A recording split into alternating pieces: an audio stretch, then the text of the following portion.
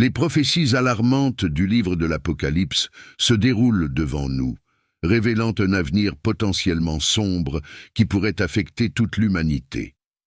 Nous nous approchons d'une période de souffrance intense, marquée par des calamités, des persécutions et des défis sans précédent. C'est un appel urgent à tous pour se préparer et prendre conscience de ce qui est à venir. Une des visions les plus troublantes de l'Apocalypse est celle des 4 cavaliers, décrits de manière profonde et effrayante, montés sur des chevaux de couleurs distinctes, blanc, rouge, noir et pâle. Chaque cavalier représente une force destructrice, la conquête, la guerre, la famine et la mort. Ces cavaliers symbolisent les jugements divins qui pourraient être imposés à la terre, comme détaillé dans les versets 2 et 8 du 6e chapitre. Le premier cavalier, qui chevauche un imposant cheval blanc, personnifie la guerre. Sa présence génère des conflits sanglants qui ravagent des nations, laissant un sillage de destruction et de désespoir. L'épée qu'il brandit est un symbole de la violence qui se propage, nous faisant réfléchir jusqu'où l'ambition et le pouvoir peuvent-ils mener l'humanité. Le deuxième cavalier, monté sur un inquiétant cheval rouge, symbolise la famine. À mesure qu'il avance, une ombre de pénurie se répand, mettant des millions de vies en danger. La balance qu'il porte représente la distribution inégale des ressources, révélant la réalité brutale de la misère humaine. Que peut-on faire pour garantir que chacun ait de quoi manger? Le troisième cavalier, sur son sombre cheval noir, apporte avec lui la peste et les maladies. L'arrivée de ce messager du mal déclenche des épidémies dévastatrices qui déciment des populations entières. Sa balance, qui pèse implacablement la vie et la mort, nous amène à demander: comment ferons-nous face à de nouvelles menaces pour la santé qui défient la médecine moderne? Enfin, le quatrième cavalier, monté sur un cheval pâle ou verdâtre, personnifie la mort elle-même. Son arrivée annonce la moisson de masse, l'effondrement de la vie telle que nous la connaissons. Il est celui qui récolte les âmes des défunts, plongeant l'humanité dans les horreurs que nous témoignons sur Terre. Que sera l'espoir dans un tel scénario sombre? Les événements actuels, comme les conflits en Israël et dans la bande de Gaza, ainsi que la guerre entre la Russie et l'Ukraine, résonnent avec les thèmes abordés dans les Écritures saintes concernant les 4 cavaliers. Tout comme la pandémie de Covid-19, qui a commencé au début de 2020 et a défié le monde en forçant la population à se confiner, ces situations ressemblent aux prophéties apocalyptiques. Le concept de grande tribulation, décrit dans le livre, fait référence à une période de souffrance extrême qui ébranlera l'humanité, révélant l'ampleur et l'intensité des adversités qui nous attendent dans les derniers temps. Ce sera une ère pleine de défis immenses, mais il existe également une lueur d'espoir qui brille dans l'obscurité. Ceux qui garderont leur foi en Dieu et seront rachetés par le sang de Jésus trouveront le salut et la paix au milieu du chaos. Dans le livre de Matthieu, chapitre 24, versets 21 et 22, Jésus avertit de cette période de détresse sans égale, affirmant que ce sera une tribulation sans précédent depuis le début du monde, et qu'il n'y aura plus jamais d'autre pareil. Il mentionne que, si ces jours n'étaient pas abrégés, personne ne survivrait. Cependant, en raison des élus, ces jours seront abrégés. Le livre de l'Apocalypse, au chapitre 7, verset 14, parle de ceux qui sont sortis de cette grande tribulation, ayant purifié leurs vêtements dans le sang de l'agneau. Ce verset résonne comme un message d'espoir et de rédemption, promettant le salut à ceux qui restent fermes en temps d'épreuve et de souffrance. Ainsi, en confrontant ces prophéties, nous sommes appelés à nous unir dans la foi et la préparation, construisant un avenir où l'espoir triomphe sur le désespoir. Un exemple contemporain de tribulation est la persécution des églises dans différentes nations à travers le monde. Ces communautés font face à des conditions qui résonnent avec les éléments de la grande tribulation, vivant dans un risque constant de répression et de violence. Deuxièmement, les 7 coupes de la colère de Dieu symbolisent des jugements destinés à l'humanité pécheresse, une série de punitions divines décrites dans le livre de l'Apocalypse, dans le Nouveau Testament. Ces coupes sont versées par 7 anges sur la terre, comme partie des événements annonçant la fin des temps et le jugement dernier. Dans le chapitre 16, versets 1 à 17, une voix puissante émanant du sanctuaire ordonne aux 7 anges de répandre les coupes de la colère divine. Le premier ange verse sa coupe sur la terre, provoquant de terribles et malignes blessures chez ceux qui portent la marque de la bête et adorent son image. Chaque coupe entraîne une plaie ou un désastre spécifique qui cause une grande souffrance à l'humanité. Par exemple, les 2e et 3e coupes transforment les mers et les rivières en sang, entraînant la mort des créatures marines et la contamination des eaux que nous consommons. La 4e coupe intensifie la chaleur du soleil, provoquant de graves brûlures et une souffrance extrême due à la chaleur torride. La 5e coupe enveloppe le trône de la bête dans les ténèbres, symbolisant la chute spirituelle et morale du pouvoir maléfique. La 6e coupe, comme décrite dans les versets 12 à 16 du chapitre 16, assèche le fleuve Euphrate, préparant le chemin pour les rois de l'Orient. La 7e coupe déclenche des éclairs, des tonnerres et des tremblements de terre, créant un scénario de destruction massive. Cependant, le livre de l'Apocalypse offre également un message d'espoir. Ceux qui se repentent et se tournent vers Dieu peuvent échapper à la colère imminente au jour du jugement dernier.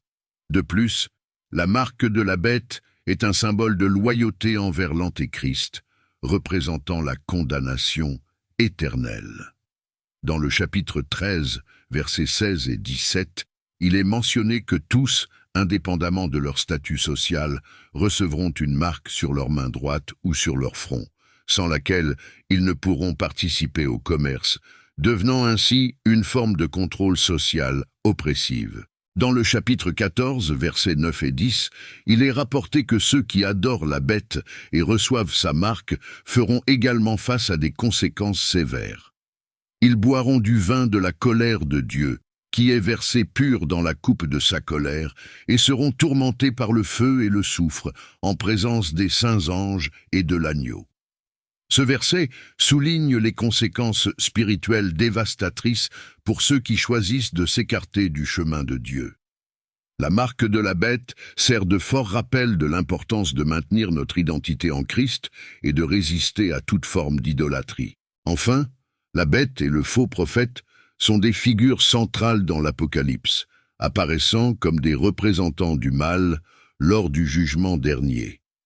La bête est décrite comme un être oppressif qui cherche à asservir l'humanité et est identifié par le nombre 666, symbolisant la corruption et l'opposition à Dieu, comme mentionné dans le chapitre 13, verset 18. Cette entité exerce une influence puissante sur beaucoup, les conduisant à adorer ce qui n'est pas divin. Le faux prophète, quant à lui, est un leader religieux trompeur qui soutient la bête, réalisant de faux miracles et détournant les gens du chemin de la vérité.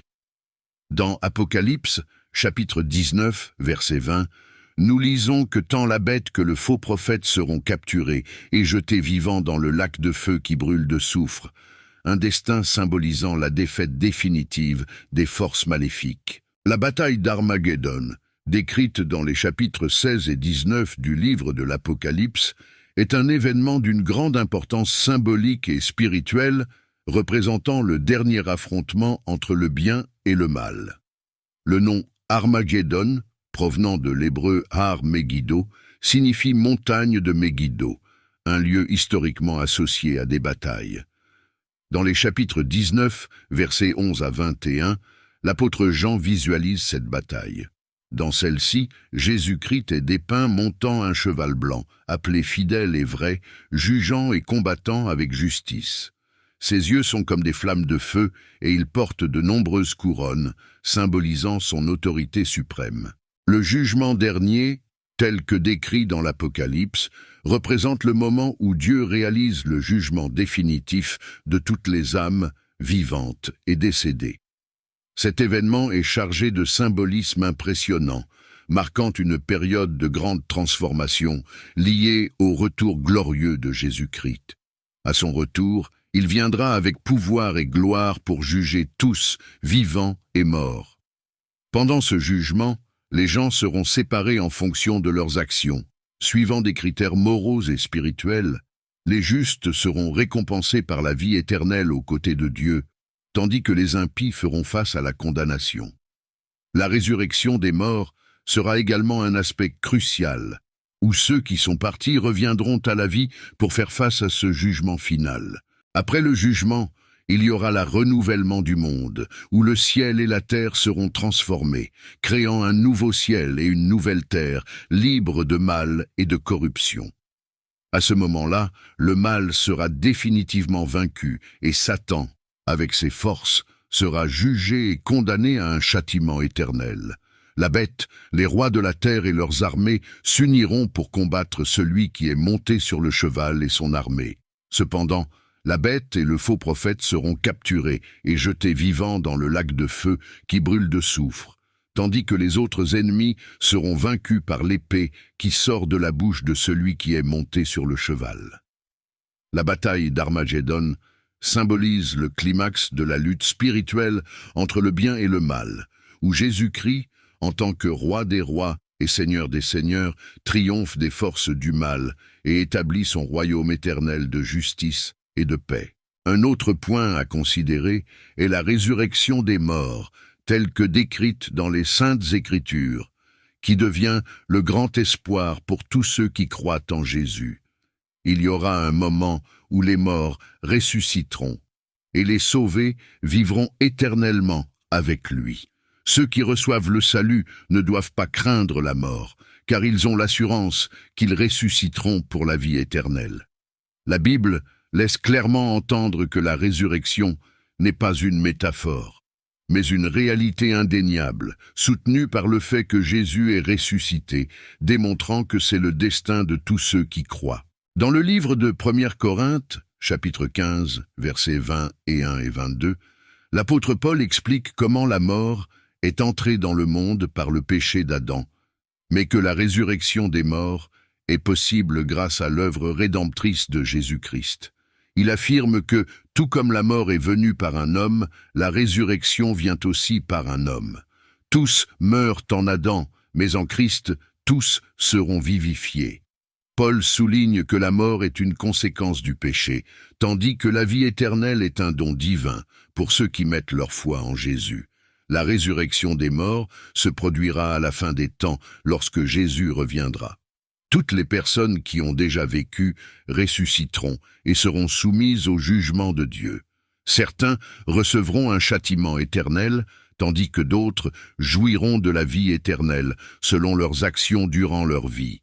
Ceux dont les noms ne sont pas inscrits dans le livre de la vie seront jetés dans le lac de feu, faisant face à la condamnation éternelle, connue sous le nom de seconde mort.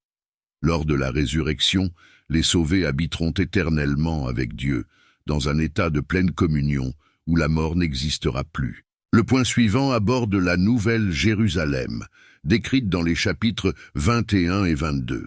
Cette magnifique ville est présentée comme la manifestation suprême du royaume de Dieu, unissant le divin et le terrestre dans un spectacle de perfection céleste. La Nouvelle Jérusalem ne ressemble à aucune autre ville, car elle est apportée directement du ciel sur terre, symbolisant le foyer éternel des justes. Dans ses rues et ses places résonne un profond sentiment de sainteté et de pure beauté où les sauvés habiteront.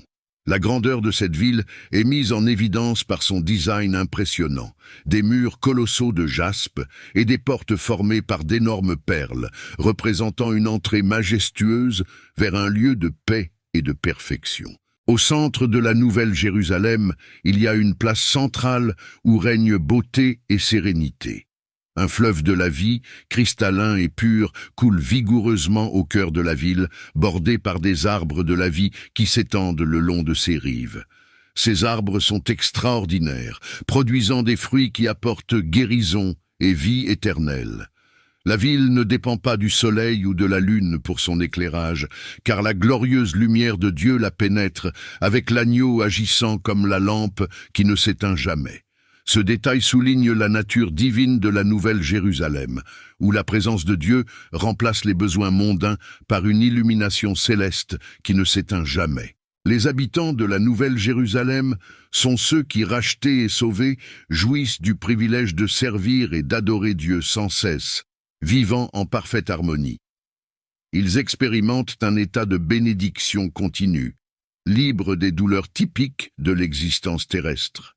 La vie dans cette ville sainte est une promesse de bonheur éternel, où les justes se réjouissent de la proximité avec le divin, immergés dans la lumière et l'amour de Dieu. Cette ville n'est pas seulement un symbole de religiosité, mais la concrétisation d'une promesse divine, un sanctuaire de paix et de joie éternelle pour tous ceux qui ont été appelés et choisis.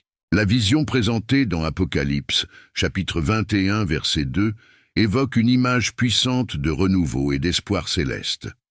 La Nouvelle Jérusalem est décrite non seulement comme une ville, mais comme une mariée parée, prête pour son mariage. Ce symbolisme souligne la sainteté et la pureté de la ville, représentant une union sacrée et éternelle avec Dieu. C'est une manifestation d'un nouveau commencement, d'une renaissance spirituelle, où le vieux monde de douleur et de désillusion fait place à une nouvelle réalité de perfection et de joie immuable. Ainsi, la Nouvelle Jérusalem transcende l'idée d'un lieu physique.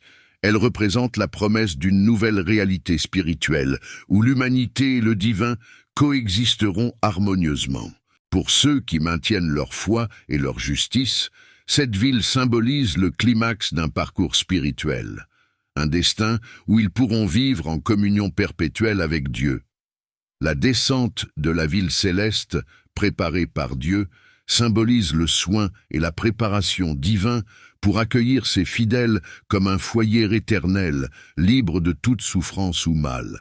Par conséquent, la Nouvelle Jérusalem est perçue comme un idéal spirituel, un objectif à atteindre, où la vie n'est pas seulement une existence, mais une célébration éternelle de la foi et de la droiture. Dans ce contexte, l'humanité est invitée à se préparer et à se purifier, tout comme une mariée se prépare pour le mariage, désireuse de vivre dans une réalité où la présence de Dieu est aussi tangible que la lumière du jour.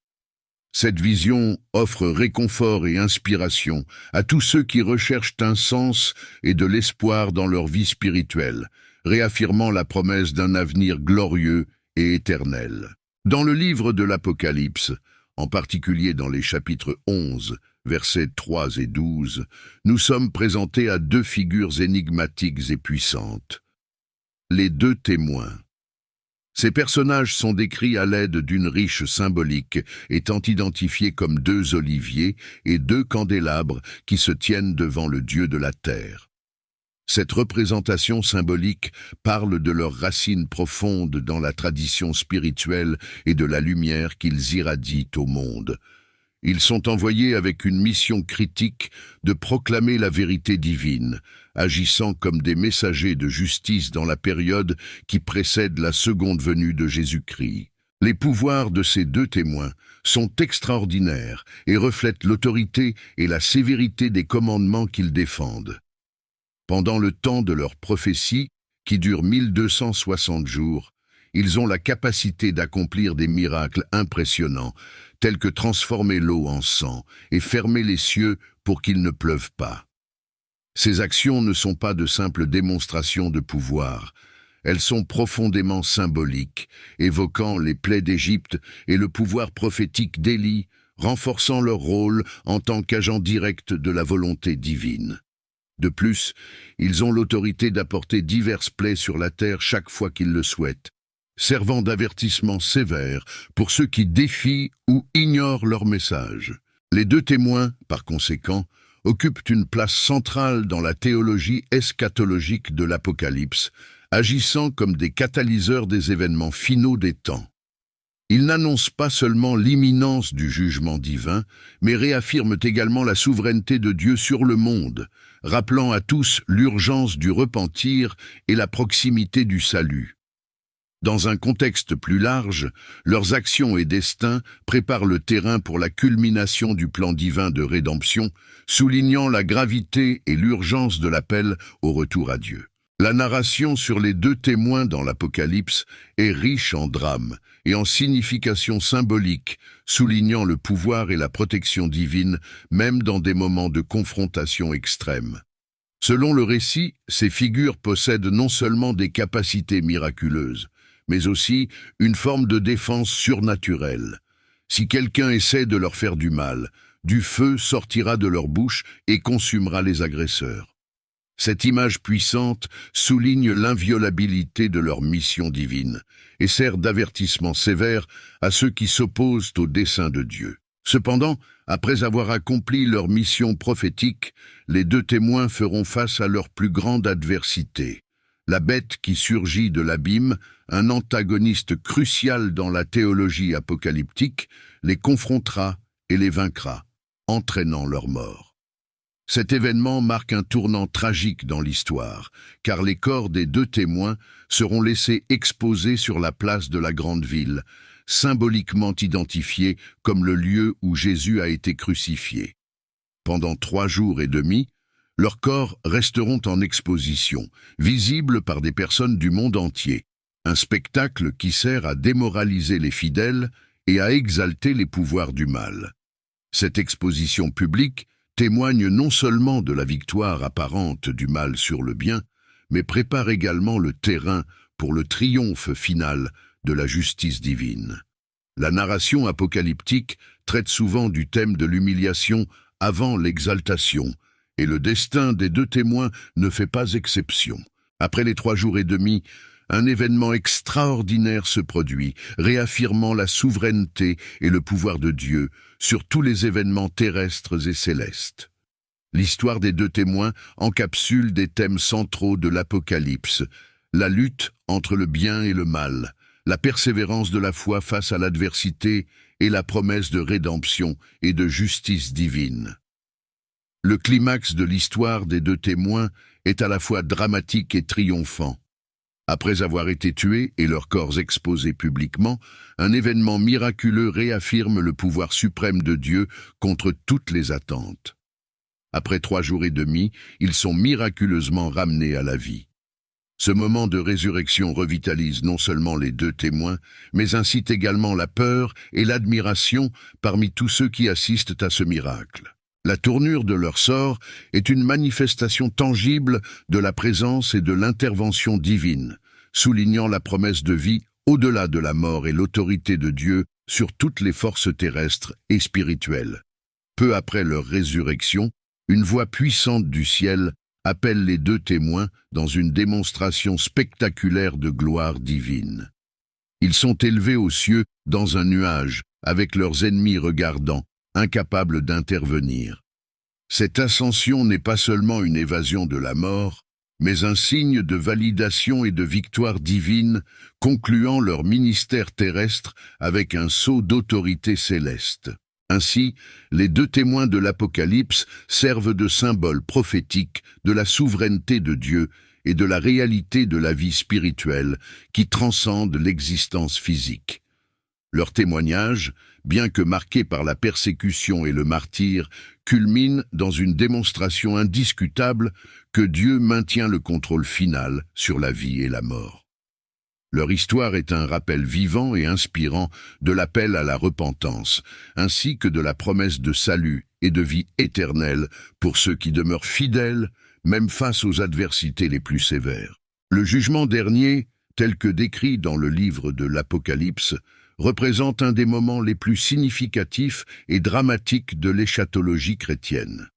Cet événement symbolise l'accomplissement définitif du plan divin dans lequel toutes les âmes, vivantes et déjà décédées, seront jugées par Dieu. La narration, riche en symbolisme intense et en images puissantes, met en avant l'ampleur et la gravité de cet événement cosmique. L'image du jugement dernier est souvent associée à une scène céleste grandiose, où la justice éternelle de Dieu sera manifestée de manière indiscutable. Lors du jugement dernier, la figure de Jésus-Christ assume un rôle central et glorieux. Il est décrit comme revenant dans toute sa majesté, non plus comme le serviteur souffrant de la première venue, mais comme le roi et juge souverain. Ce retour triomphant représente un moment d'espoir pour les fidèles, tout en provoquant crainte et angoisse pour ceux qui ont rejeté les messages de l'Évangile. La présence du Christ au jugement dernier symbolise non seulement la restauration de l'ordre divin, mais réaffirme la promesse de rédemption et de salut pour les justes. L'événement est marqué par une dualité impressionnante, où le salut et le châtiment éternel sont distribués selon les actions et choix faits au cours de la vie. Le symbolisme du jugement dernier va au-delà de la simple évaluation des individus. Il reflète une transformation radicale qui impactera toute la création. Il ne s'agit pas seulement d'un jugement personnel, mais d'un moment de renouveau universel, lorsque le ciel et la terre seront recréés, libres des cicatrices du péché et de la mort. Cet événement apocalyptique n'est pas seulement un bilan, mais un prélude à l'entrée dans un nouvel état d'existence où la justice, la paix et la sainteté prévaudront éternellement. L'étendue et la profondeur de ce jugement dernier soulignent la souveraineté absolue de Dieu et la centralité du Christ dans le destin éternel de l'humanité. Au jugement dernier, tous sont convoqués devant Dieu pour être évalués en fonction de leurs actions, décisions et de la vie morale qu'ils ont menée. Ce moment crucial ne fait aucune distinction entre les vivants et les morts, car tous ressusciteront pour faire face au jugement. Le principe de la résurrection universelle souligne la justice englobante de l'événement, assurant que chaque individu, indépendamment du moment de sa mort, aura la possibilité d'être évalué de manière équitable devant Dieu. Lors du jugement, une distinction claire est établie entre les justes et les impies, sur la base de critères moraux et spirituels établis par les lois divines. Les justes, ceux qui ont vécu conformément aux commandements de Dieu et ont démontré une foi authentique, sont récompensés par la vie éternelle. Cette récompense ne se limite pas à la continuité de l'existence. Il s'agit d'une vie enrichie par la présence directe de Dieu, libre de douleur, de souffrance et de mort, symbolisant un état de bonheur et de paix éternelle. En revanche, les impies, qui ont rejeté les voies divines, ont vécu en désaccord moral ou ont ignoré leurs besoins spirituels, feront face à la condamnation. Ce n'est pas seulement une punition, mais une séparation définitive de Dieu, la source de toute vie et bonté. La condamnation se traduit par une existence sans la présence réconfortante de Dieu, constituant en soi une forme de souffrance éternelle. Le jugement dernier, par conséquent, est un moment de vérité absolue, où les conséquences éternelles pour chaque âme sont déterminées par le caractère et les actions de sa vie terrestre. Cet événement est suivi d'une transformation cosmique et d'un renouveau, marquant la victoire définitive du bien sur le mal. Cet acte non seulement conclut le jugement des âmes, mais inaugure également une nouvelle phase pour toute la création. Selon la vision biblique, Dieu intervient directement pour créer un nouveau ciel et une nouvelle terre. Ces nouveaux domaines sont décrits comme étant complètement exempts de toute forme de mal ou de corruption, reflétant la sainteté et la perfection de Dieu dans tous les aspects. Ce renouveau cosmique représente l'éradication des anciennes structures et influences du péché. C'est un temps où le tissu même de la réalité est purifié et réaligné avec la volonté divine. Un aspect crucial de ce scénario est la défaite finale de Satan et de toutes les forces du mal. Lors du jugement dernier, ces entités sont jugées et condamnées à un châtiment éternel, un destin qui reflète la justice divine contre la rébellion et la méchanceté.